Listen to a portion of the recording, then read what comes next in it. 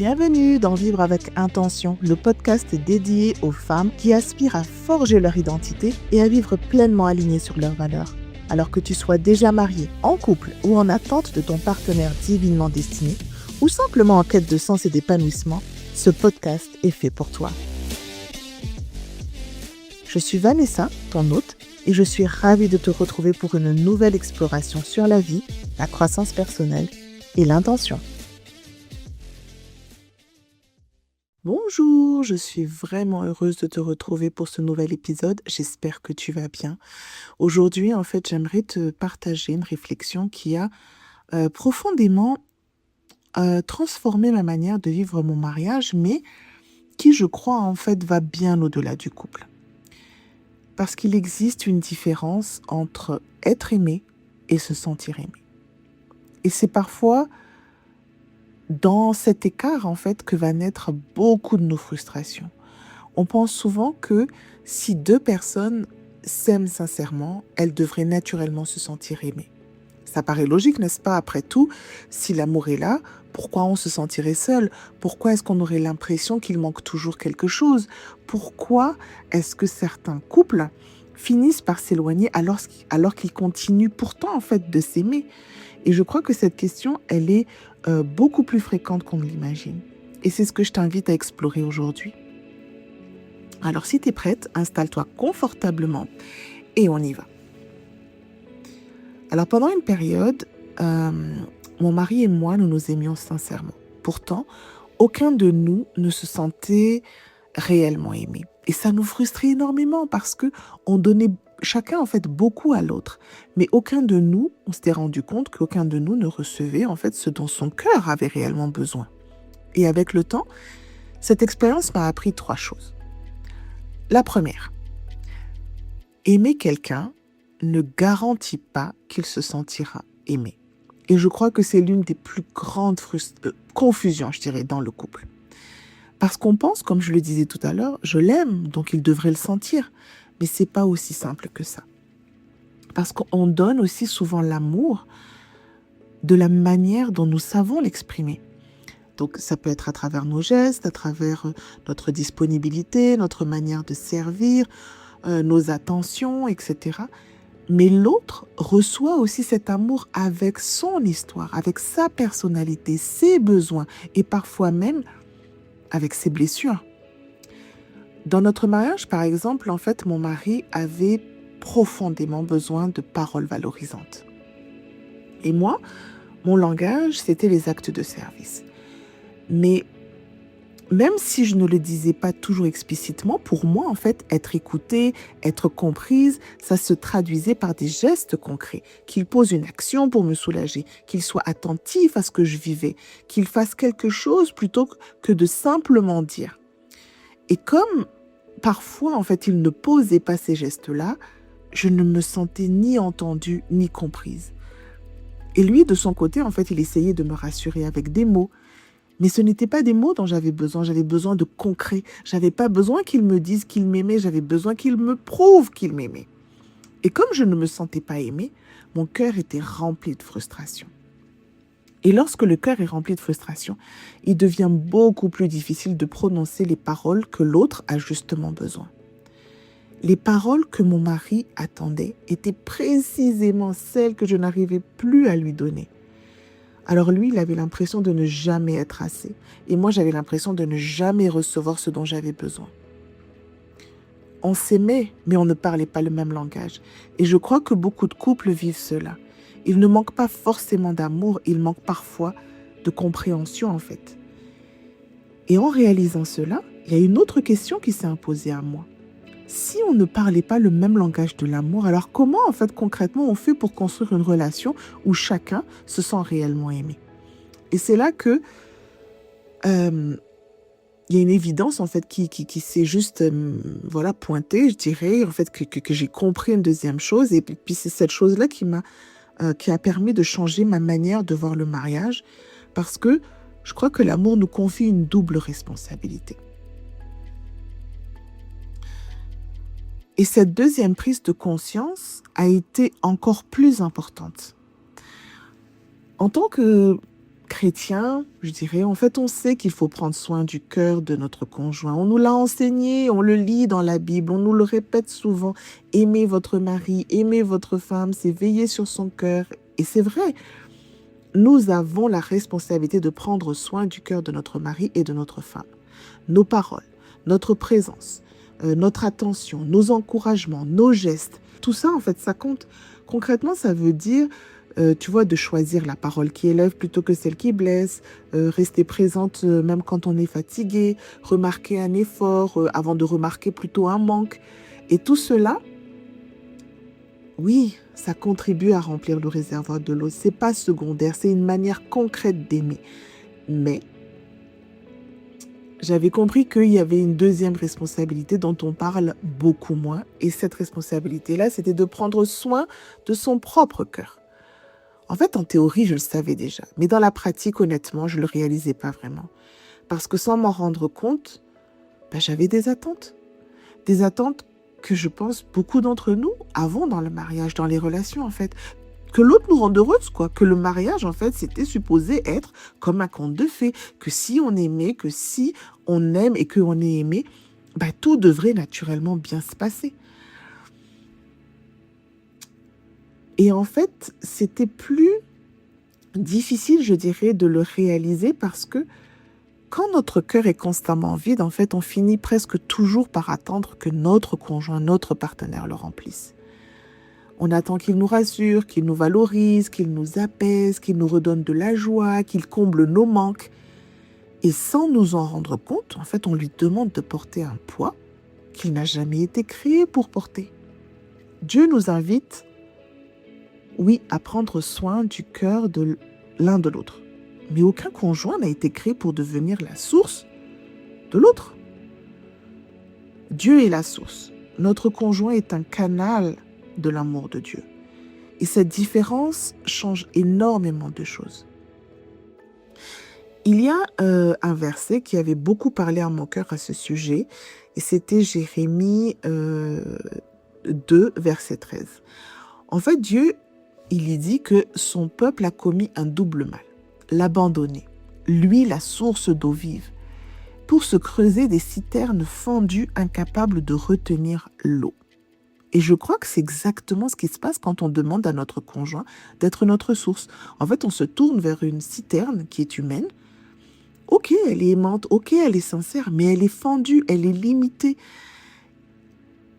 Et en fait, nous, on se tourne vers une citerne humaine au lieu de revenir vers la source qui, elle, ne se tarit jamais. Mais soyons honnêtes, en tout cas, je vais l'être avec toi. Franchement, comprendre cette vérité-là, ça ne m'a pas changé non plus et ça ne l'a pas changé du jour au lendemain. Je savais en théorie, encore une fois, que Dieu était ma source. Mais dans la pratique, j'attendais encore beaucoup de mon mari. Et là, voilà, la troisième leçon, en fait, c'est venu vraiment confirmer ce que je pressentais déjà. C'était que plus ton cœur est nourri, plus tu deviens capable de nourrir celui de l'autre. Et c'est probablement, je dirais, la plus grande leçon en fait que j'ai dû apprendre, que j'ai dû retenir, que j'ai dû pratiquer. Comme je te disais, pendant longtemps, j'attendais inconsciemment que mon mari remplisse mon réservoir. Mais plus mon cœur se vidait et moins j'étais capable de remplir le sien. C'était un cercle vicieux. Mais concrètement, en fait, qu'est-ce que ça veut dire de laisser Dieu être la source de notre cœur? Je crois que cela ne veut pas dire que nous n'avons plus besoin de notre conjoint. Nous avons besoin les uns des autres. Mais cela veut dire que nous devons cesser de faire dépendre notre paix de ce qu'il fera ou de ce qu'il ne fera pas. Par exemple, je ne sais pas moi, allez, on va dire que tu as fait quelque chose que tu voulais que ton mari remarque, etc. Et puis au final, il a oublié de te remercier. Est-ce que cela va remettre en question ta valeur? Si cette semaine, il est moins disponible, est-ce que tu vas en conclure qu'il ne t'aime plus? S'il ne répond pas exactement comme tu l'espérais, est-ce que toute ta joie va s'effondrer? Lorsque notre cœur attend qu'une seule personne réponde à tous nos besoins, en fait, on finit souvent par être déçu.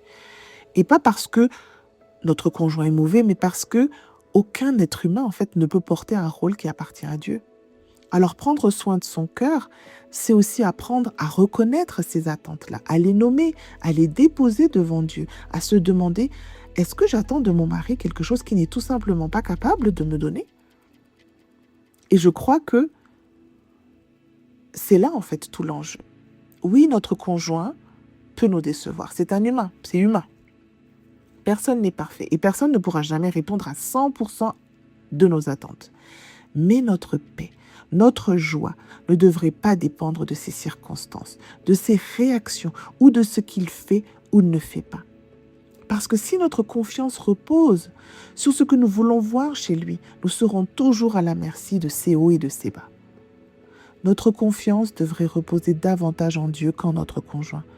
Et pas parce que la confiance en notre conjoint n'a pas d'importance, elle en a, mais parce que tout notre cœur ne devrait pas dépendre de lui.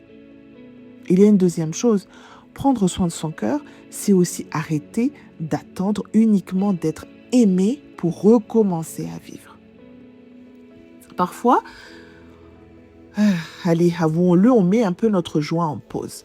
On attend qu'il change, qu'il prenne une initiative, qu'il dise les bons mots, enfin, qu'il remarque nos efforts, enfin. Mais pendant ce temps, en fait, notre cœur, il s'éteint peu à peu. Prendre soin de son cœur, c'est aussi cultiver, en fait, ce qui nous fait du bien.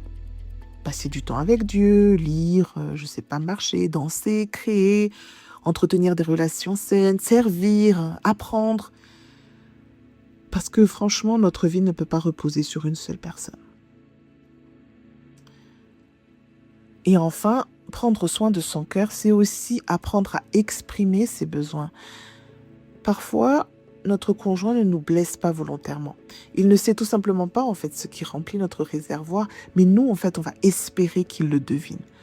Alors que l'amour grandit aussi lorsque l'on apprend à se parler, en fait, avec simplicité, avec vérité.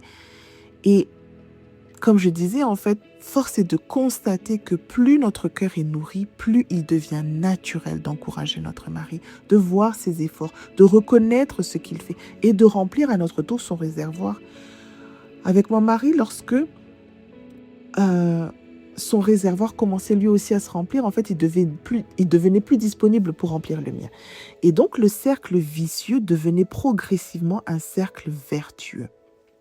Et franchement, c'est là un principe en fait qui est profond parce que lorsque deux personnes prennent soin du cœur de l'autre, sans attendre, attention, que l'autre soit leur unique source, quelque chose change dans la dynamique du couple.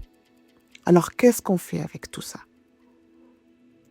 Parce que peut-être qu'en m'écoutant, tu t'es reconnu dans certaines situations. Peut-être que tu t'es dit, oh là là, c'est vraiment ce que nous vivons.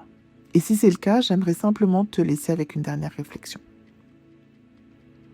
Parce que si aujourd'hui tu sens qu'une frustration s'est installée dans ton couple, si tu as l'impression que vous vous aimez, oui, mais que chacun attend quelque chose que l'autre ne semble pas réussir à donner, ne t'arrête pas au constat parce qu'il existe un chemin. Franchement, prends un temps avec Dieu, prends un moment, laisse-le éclairer ton cœur avant d'essayer de changer celui de ton conjoint. Et demande-toi, est-ce que je connais réellement ce qui remplit le réservoir de mon conjoint? Est-ce que je contribue intentionnellement à le remplir? Et surtout, qui est réellement en train de remplir mon cœur? Parce que lorsque nous demandons, comme je disais, à notre conjoint d'être notre source, on finit souvent tous les deux épuisés. Mais lorsque Dieu reprend la première place, lorsque lui devient celui qui restaure, qui rassure, qui relève, qui remplit notre cœur, alors on devient beaucoup plus libre d'aimer. Nous n'aimons plus uniquement pour recevoir en retour, nous devenons plutôt capables d'encourager, même lorsque tout n'est pas parfait, de voir les efforts de l'autre, de semer là où, avant, en fait, on attendait seulement de récolter. Et comme je disais, c'est à ce moment-là qu'il y a quelque chose qui va recommencer à circuler dans le couple.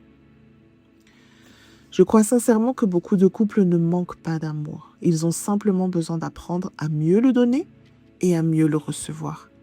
et à remettre aussi chacun à sa juste place. Dieu comme source, le conjoint comme compagnon de route. Et comme ça, l'amour peut enfin retrouver un espace pour grandir. Voilà, écoute, je te remercie d'avoir pris ce temps avec moi. Si cet épisode t'a aidé à regarder ton couple autrement, je t'encourage à le partager à une autre personne qui pourrait en avoir besoin. Et si en m'écoutant,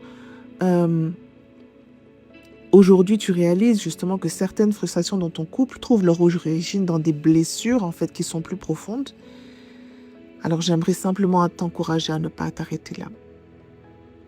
Et si ce sujet résonne en toi au-delà du couple, si tu sens que certaines de ces attentes viennent de plus loin, d'une personne plus ancienne et tout ça, en fait, tout ça, c'est restaurer, en fait, le livre Restaurer l'espoir dans la douleur est un espace pour aller plus loin dans cette réflexion. Parce que avant de transformer nos relations, Dieu désire restaurer notre cœur. Et souvent, il commence cette œuvre en nous. Et c'est toute notre manière d'aimer qui peut être transformée. Donc sur ces mots, je te laisse. J'espère que tu as été béni et je te dis à très bientôt pour un prochain épisode. Merci d'avoir pris ce temps pour toi avec le podcast Vivre avec intention. Le podcast où chaque mot dépose une graine de vie en toi. Je suis Vanessa et j'espère que cet épisode t'a touché, nourri, inspiré. On se retrouve alors très vite pour semer encore, avec douceur, foi et intention.